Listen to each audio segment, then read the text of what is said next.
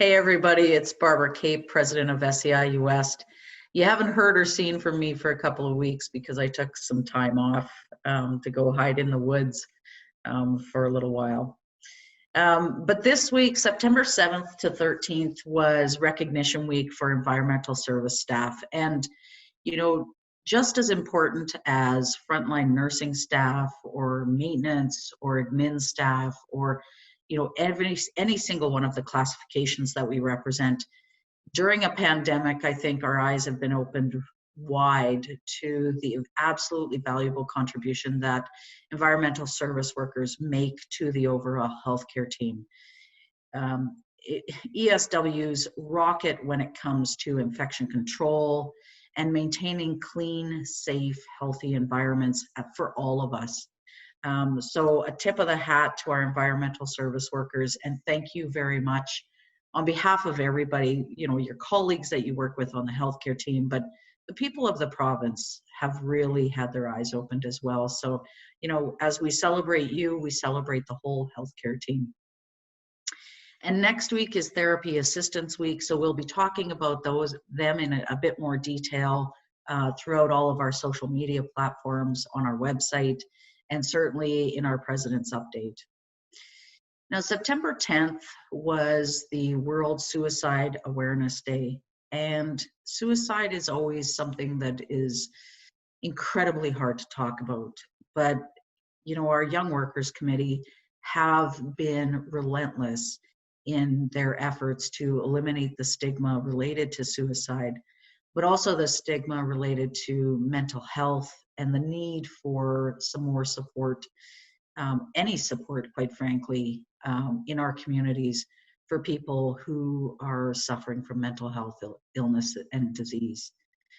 So as we go to the end of this week, it's a good moment to sort of pause and think about, what does September 10th mean as Suicide Awareness Day, and how that impacts all of us, either in large or small portions in our family communities.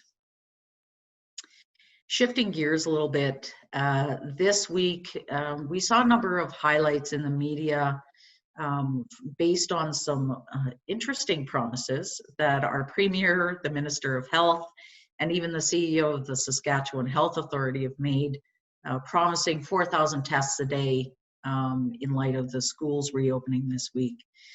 And I'm all for, making some aspirational promises, but I think what all of us recognize is when you look at the whole staffing complement, all of the disciplines that work in the lab, whether they're lab scientists, which is a new classification we're about to see, medical laboratory assistants, lab techs, and certainly our combined lab and x-ray techs in rural Saskatchewan and, certainly in urban Saskatchewan, we don't have enough. Just like every other area of the healthcare system, we do not have enough staff, and certainly not enough staff to complete 4,000 COVID tests a day. And so we posted an open letter that we sent to the Premier, the Minister of Health, and the CEO of the Saskatchewan Health Authority, talking about our concerns in greater detail. So I encourage you to check that out on our website, because this information is important. Regardless of the classification, we need to be pushing the panic button when it comes to understaffing in the healthcare system. And I don't use that phrase lightly. We also heard the Minister of Finance begin her bragging sport about not spending all of the federal money that was intended as the temporary wage supplement and what we recognize as pandemic pay or recognition pay for essential frontline workers. And to be frank, I don't think that is something that anybody should be bragging about.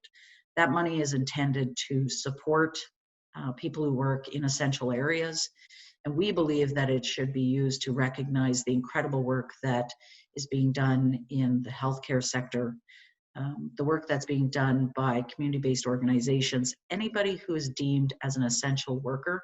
And, we look at education sector staff who are now being put in that same position. And certainly, I think that money should have been spent directly on those people who are providing those supports. And so we will continue to push for the temporary wage supplement to be treated as recognition pay for all essential frontline workers. Now, next week, we will be doing our first ever online training for Activist Training Camp. I'm not sure if everybody's aware, but we have an election coming up. But the other thing is, every single union runs on our activists. You are the heart and soul of a union. And so we want to engage more members. We want to activate more members. And so we will be doing an online activist training camp next week in conjunction with our shift to online learning within SEIU-West. This week we had demonstrations in front of Saskatoon City Hospital and at Westwinds Health Center in Saskatoon. And then next week we'll be doing demonstrations in Swift Current. And the week after that, I believe we're going to be in Rosetown and Kindersley. So please sign up, please come out and make sure that you shake your money maker, shake your noise maker, and make sure that people understand, you know, what you do matters. And 1,200 days without a collective agreement is absolutely unacceptable, and nobody should be bragging about that either. Now, this was our first week back to school, and for a lot of folks who may not know that we represent 3 school divisions and the members who work in those school divisions.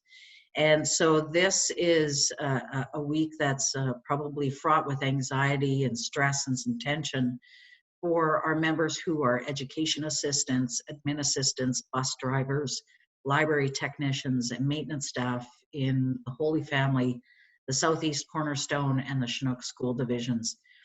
And so as healthcare workers have been spending the last 6 months in that perpetual state of anxiety and tension, our education sector workers are experiencing that on a new level as well as they go back to school.